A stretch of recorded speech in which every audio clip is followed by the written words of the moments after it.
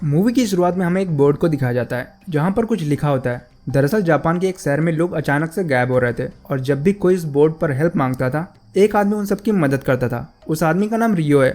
रियो के पास एक लड़की आती है जो कि अपनी बहन कुरुमी की तलाश कर रही थी। वो उस आदमी से अपनी बहन को ढूंढने के लिए कहती है। वो काफी परेशान थी, इसीलिए रियो उसकी मदद करने के लिए मान जाता है। अब हमें उस आदमी रियो और उसके साथी माकीमुरा को दिखाया जाता है जो कुरुमी को ढूंढ रहे थे।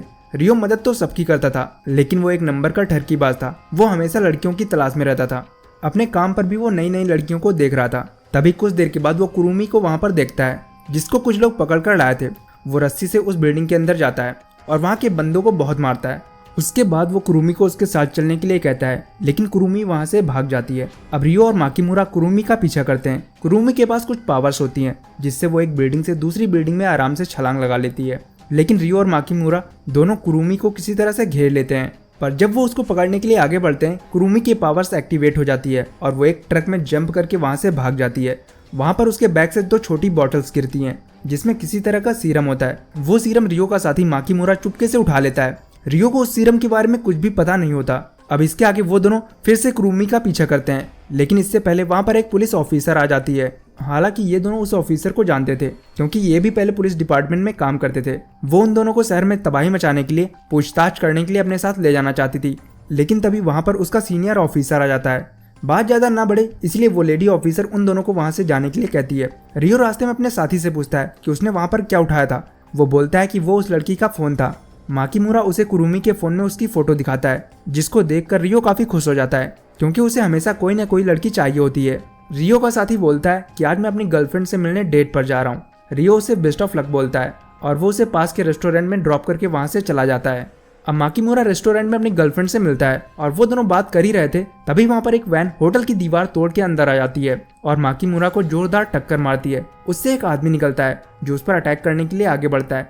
उसको भी किसी तरह का सीरम इंजेक्ट हुआ था। माकीमुरा भी अपने हाथ में चाकू लेता है और उस आदमी को मारता है, पर वो आदमी उस चाकू से माकीमुरा को ही मार देता है। उधर जब रियो को इसके बारे में पता चलता है वो माकीमुरा के पास आता है, लेकिन वो किलर वहां से जा चुका था। माकीमुरा रियो को वही 2 सीरम की बोतल देता है और कहता है, मुझे माफ कर दो, मैंने इसको लेकर गलती करी। वो कहता है कि मेरी गर्लफ्रेंड का ख्याल रखना, और इसके बाद माकीमुरा अपना दम तोड़ देता है। रियो वहां से चला जाता है, लेकिन कुछ दिनों के बाद माकीमुरा की गर्लफ्रेंड काओरी रियो को ढूंढते हुए उसके अड्डे पर जाती है जहां पर वो लड़कियों के साथ मजे कर रहा था। वो कहती है कि तुम्हारी कोई जिम्मेदारी है कि नहीं। रियो उसको वहां से जाने के लिए कहता है, पर काओरी कहती है कि हमें मिलकर माकीमुरा के कातिल का पता लगाना चाहिए। पर रियो उसकी बात नहीं सुनता और उसको वहां से जाने के लिए कहता है। रियो अपने घर आता है, लेकिन वहां पर उसके घर में काओरी पहले ही आ चुकी थी। काओरी रियो का सारा रूम चेक करती है और उसकी अश्लील कैसेट्स का कलेक्शन भी देखती है जो रियो अपने मजे के लिए रखता था। काओरी की इस छेड़खानी से रियो काफी परेशान हो जाता है। रियो काओरी को नीचे बेसमेंट में ले जाता है और उसे माकीमुरा की गन को दिखाता है।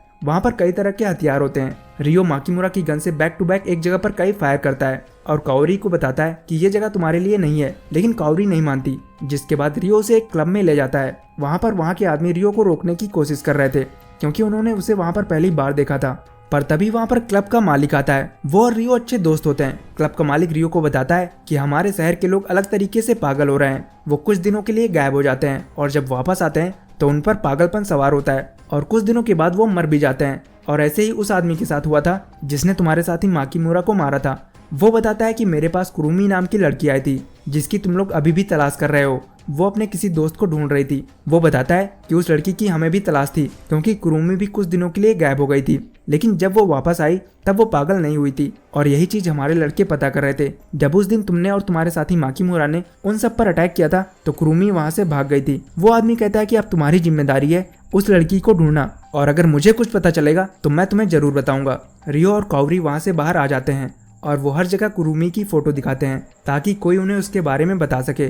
पर तभी वो अपने सामने कुरुमी को आते हुए देखते हैं। वो दोनों उसके पास जाते हैं, लेकिन कुरुमी उन दोनों को देख के वहां से भाग जाती है। वो एक क्लब में पहुंचती है जहां पर एक बंदा और उसकी साथी भी कुरुमी के पीछे पड़े थे, लेकिन इससे पहले कि वो दोनों कुरुमी को पकड़ते रियो उन पर फायर करता है और कुरुमी को उन दोनों से बचाता है। कुरुमी वहां से भागती है, लेकिन काओरी उसका पीछा करती है। कुरुमी थक कर एक जगह पर बैठ जाती है। वो अपने पुराने दिनों को याद करती है जहां पर उसके साथ एक्सपेरिमेंट किया गया था। वो बेहोश हो जाती है और जब उसकी आंख खुलती है वो अपने आप को रियो के घर में देखती है। रियो उसको वही सीरम दिखाता है जो उसे माकीमुरा ने दिया था। वो बताती है कि जब उन्होंने मेरे ऊपर एक्सपेरिमेंट किया था उसके बाद मैं किसी तरह से वहाँ से भाग आई, लेकिन सबूत के तौर पर मैंने इन बॉटल्स को वहाँ से उठा लिया।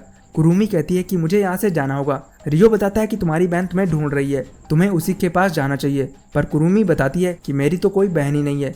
रियो समझ जाता है कि वो लड़की उसी ग्रुप की मेंबर थी जिसने कुरुमी पर एक्सपेरिमेंट किया था। रियो कुरुमी को उसके घर पर रुकने के लिए कहती है क्योंकि बाहर सब जगह लोग उन सबको ढूंढ रहे थे।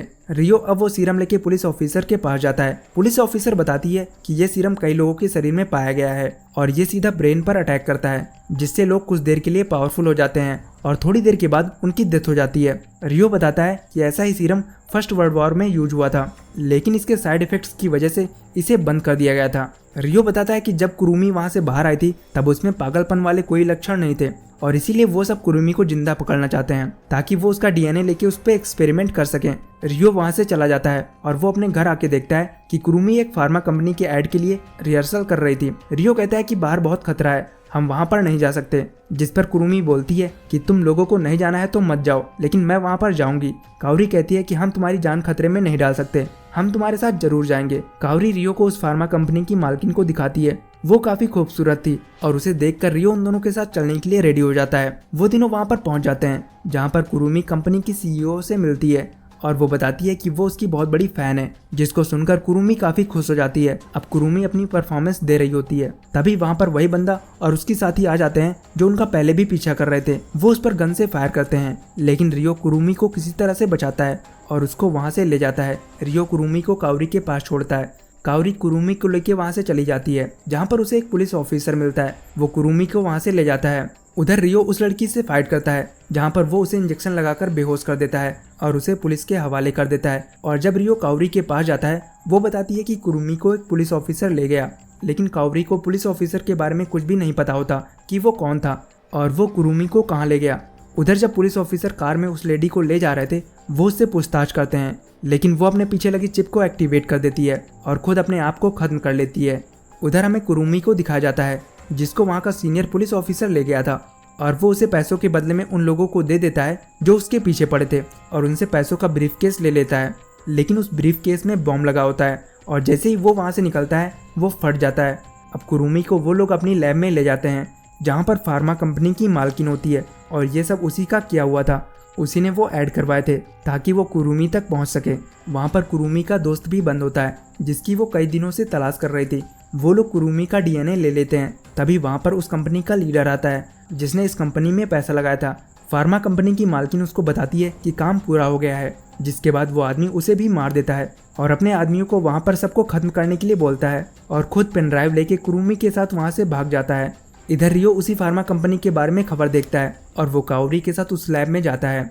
वहाँ पर वो देखता है कि सब लोग मारे जा चुके हैं और वहाँ पर उन लोगों ने कई तरह के ड्रग्स की खेती कर रखी है। अब इससे पहले कि वो वहाँ से निकलता, वहाँ पर ढेर सारे बंदे आ जाते हैं और रियो पर हमला कर देते हैं, लेकिन रियो एक एक करके उन सबको मार देता है।